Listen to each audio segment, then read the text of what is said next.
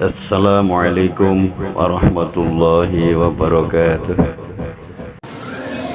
Alhamdulillah alladzi qad farada 'alaina as-salata wa yu'ti az-zakata wa dzalika dinul qayyimah. Atasum Ramadan wa hajjul baita man istata'a ilaihi sabila. Asyhadu an la ilaha illallah wahdahu la syarika lah. Syahadatan tunji qailaha min yaumina hadha ila yaumil qiyamah. Wa asyhadu anna sayyidana Muhammadan abduhu wa rasuluh ba'athahu liutammima akhlaqul karimah.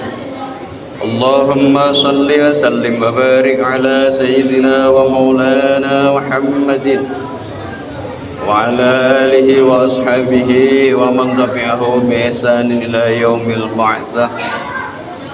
Amma ba'da, faya ayyuhal hadirun, faya ayyuhal muslimun, faya ayyuhal mu'minun, usi nafsi wa iyyakum bitaqwallah wa ta'atihi la'allakum tuflihun. Qala Allah ta'ala fil Qur'anil Karim, a'udzu billahi as-sami'il 'alim minasy syaithanir rajim.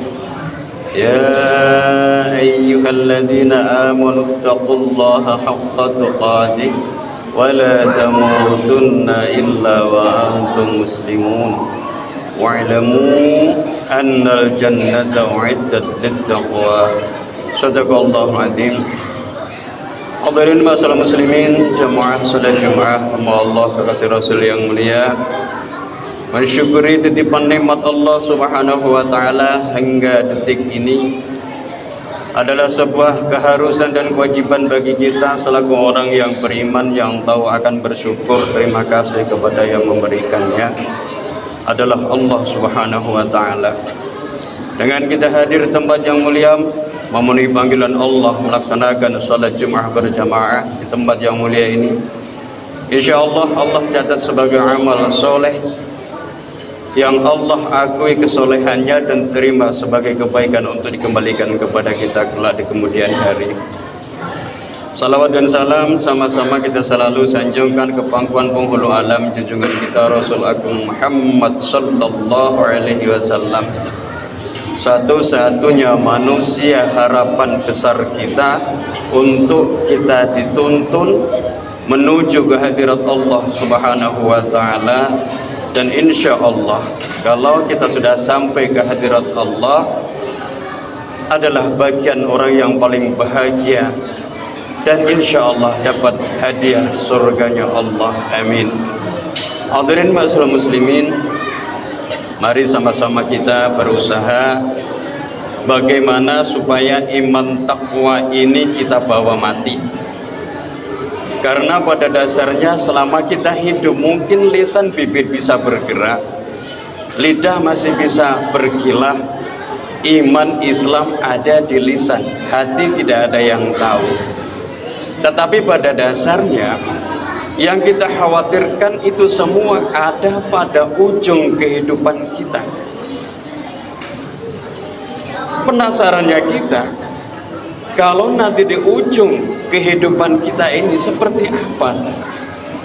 Ini yang perlu kita khawatirkan, yang selalu kita jaga, karena sesungguhnya kebaikan demi kebaikan yang kita tiap hari upayakan ini tidak lain untuk melatih hati kita yang selalu menjadi yang terbaik, sehingga kalau hati menjadi baik, buahnya bisa dirasakan orang lain di sekitar kita. Hadirin masyaallah muslimin, maka setiap manusia mengharapkan, menginginkan kembalinya nanti pasti kebahagiaan yang dituju, dan juga dapat ampunan dari Allah. Siapapun mereka, sekalipun dia orang jahat, dia kepingin ketika mati pada akhirnya masuk surga, karena memang kepingin bahagia. Tetapi segala sesuatu, kematian seseorang itu akan terbawa oleh kebiasaan masa hidupnya. Kalau yang selalu berhati-hati selalu menjaga hati, menjaga diri, insya Allah tidak akan berkelewatan, insya Allah tidak salah misi dan tidak salah arti. Karena hati yang baik akan menuntun jalur yang baik, dan baik itulah kemauan Allah. Sekalipun kita berbeda warna, berbeda fisik, berbeda kulit misalnya, sekalipun yang Allah cari bukan itu, tetapi hati kita yang selamat, sehingga orang yang selamat itulah orang yang berbahagia ketika mati, hadiahnya adalah surga. Pertanyaannya, ketika kita pengen selamat itu seperti apa dan siapa orang yang selamat? Tentunya adalah orang yang pengen diampuni dosanya dan dibebaskan dari api neraka. Itu harapan setiap manusia. Padahal sudah jelas Allah menyampaikan bahwa alladzina yaquluna rabbana innana amanna faghfir lana dzunubana wa qina adzabannar. Orang-orang yang sudah mengaku, ya Allah, aku ini sudah beriman kepada Engkau, ya Allah, maka ampunilah aku, bebaskan aku dari api neraka. Ini pengakuan kita. Tetapi bagi Allah apakah cukup itu? Apakah hanya dengan pengakuan begitu saja kita merasa orang beriman yang notabene hanya di lisan dan di bibir saja? Ternyata jawaban Allah, boleh orang mendapatkan ampunan dan bebas dari api neraka. Yang pertama, ayat berikutnya adalah as-sabirina was-sadiqina wal-qanitina wal-munfikina wal-mustaghfirina bil ashar. Adalah orang-orang yang selalu bersabar dalam kondisi apapun. Sabar dalam taat, dalam maksiat, dalam taubat, dalam ibadah, dalam menghadapi segala bentuk ujian Allah. Sabar dalam senang dan susah. Yang kedua adalah orang yang selalu jujur dan benar, was-shadiqin. Orang yang apa adanya hidup ini, bukan ada apanya yang dicari Allah. Apa adanya artinya yaitu merah ya merah, hijau ya hijau. Tidak ada kemunafikan dalam hati manusia beriman. Hidup penuh kepura-puraan, naudzubillah, gengsi, diperkaya. Itu yang mencelakakan kita, hadirin. Kita mengaku sok jadi orang baik, padahal kalau kita sendiri, kita banyak lupa kepada Allah. Banyak sekali waktu terbuang kita lupa kepada Allah. Mungkin kita ini kalau sholat baru ingat, takbir baru ingat, di dalam sholat pun kita masih banyak lupa kepada Allah. Padahal Allah sudah banyak sekali memberikan nikmat kepada kita dan tidak terukur. Maka yang Allah pinta adalah syukuri nikmatku dengan fasalli li rabbika. Sholatlah untuk Tuhanmu. Artinya pengabdian kita, pengakuan kita, pasrahnya kita, hidup kita untuk Allah. Korbankan diri kita, jiwa kita, roh kita, raga kita, waktu kita sekalipun. Apalah bentuk kehidupan ini, niatkan untuk Allah. Itulah pengorbanan, hadirin. Waktu dipanggil di masjid ada panggilan adzan, itulah panggilan muadzin, tapi sesungguhnya hakikat itu adalah panggilan Allah. Korbankan waktu kita ketika saat kerja misalnya, tunda waktu sejenak, panggilan Allah kita hadiri. Itulah bagian dari pengorbanan. Kalau korban yang hari ini masih boleh dilakukan berbentuk untuk penyembelihan, itu lain cerita. Itu bentuk untuk di bulan ini dan tahun seperti ini. Tapi pengorbanan kita kepada Allah, setiap waktu, setiap nafas kita adalah pengorbanan kita untuk Allah bagi yang sadar. Itulah orang yang benar. Yang ketiga, wal qanitin, adalah orang yang selalu patuh.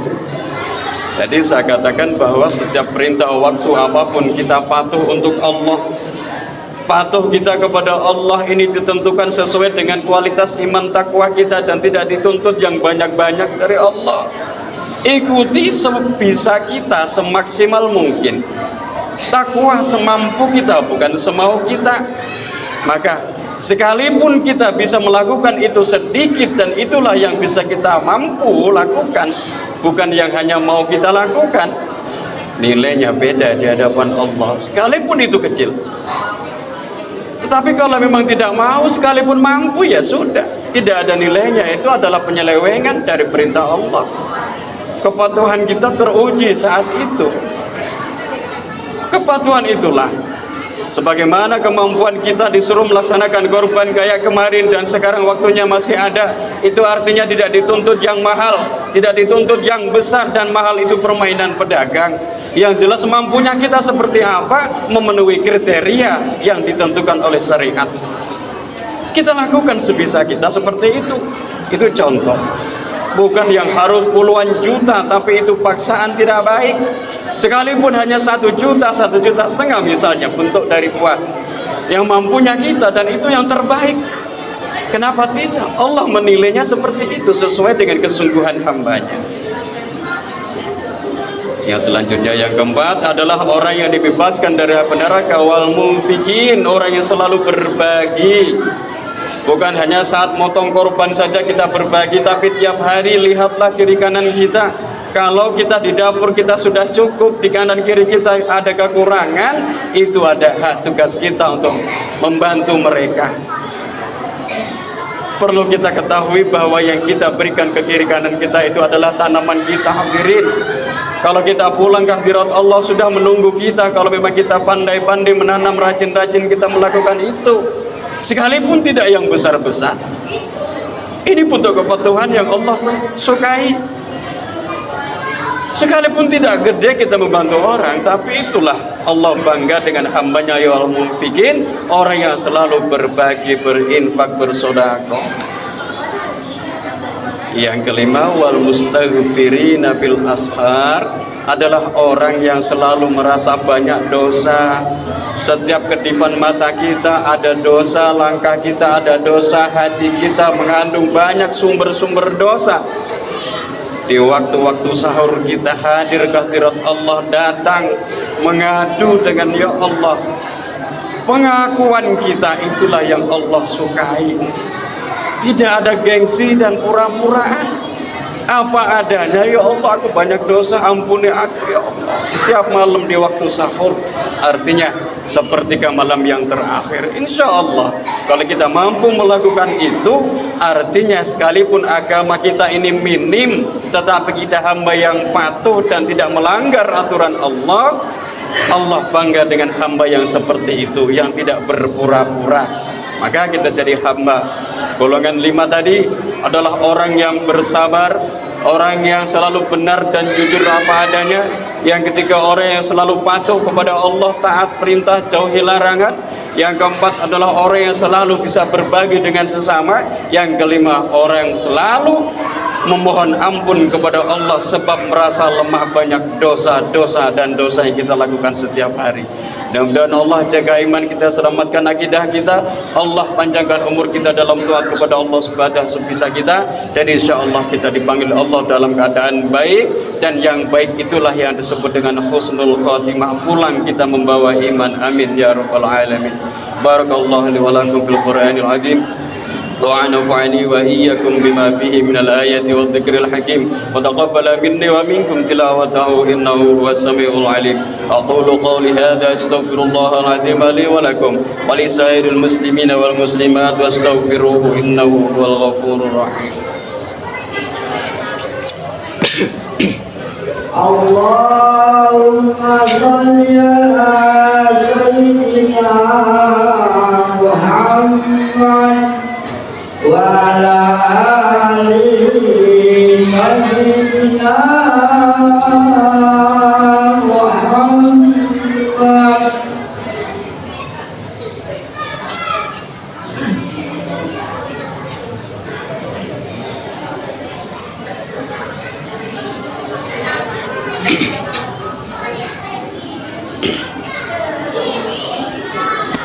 الحمد لله الذي أمرنا بالاتحاد والاعتصام بحبل الله المتين.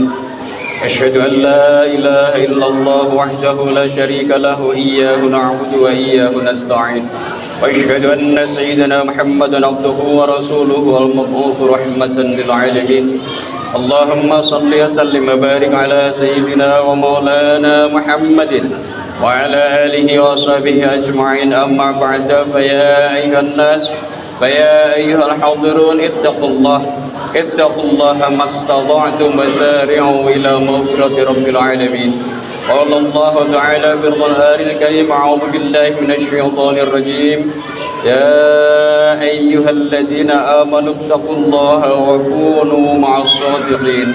فقال الله تعالى آمرا ومخبرا: إن الله وملائكته يصلون على النبي يا أيها الذين آمنوا صلوا عليه وسلموا تسليما. وارض اللهم على أربعة الخلفاء الراشدين سيدنا أبي بكر وعمر وعثمان وعلي، وعن بقية الصحابة وقرابة والتابعين والتابعين ومن تبعهم بإحسان إلى يوم الدين، وعلينا معهم برحمتك يا أرحم الراحمين.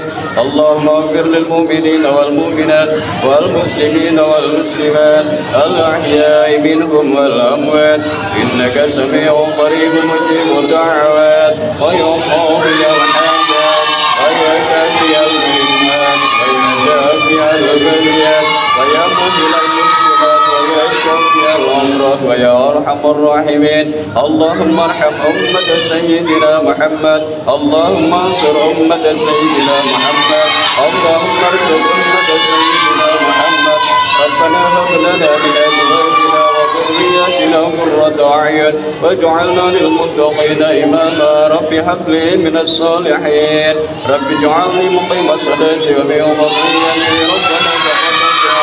ربنا ظلمنا أنفسنا وإن لم تغفر لنا وترحمنا لنكونن من الخاسرين. اللهم اختم لنا بالإيمان والإسلام وحسن الخاتمة. ربنا آتنا في الدنيا حسنة وفي الآخرة حسنة وقنا عذاب النار، والحمد لله رب العالمين. عباد الله، إن الله يأمر بالعدل والإحسان وإيتاء ذي القربى وينهى عن الفحشاء والمنكر والبغي يعظكم لعلكم تذكرون. فاذكروا الله العظيم يذكركم واشكروا على نعمه يزدكم ولذكر الله أكبر. أقيموا الصلاة.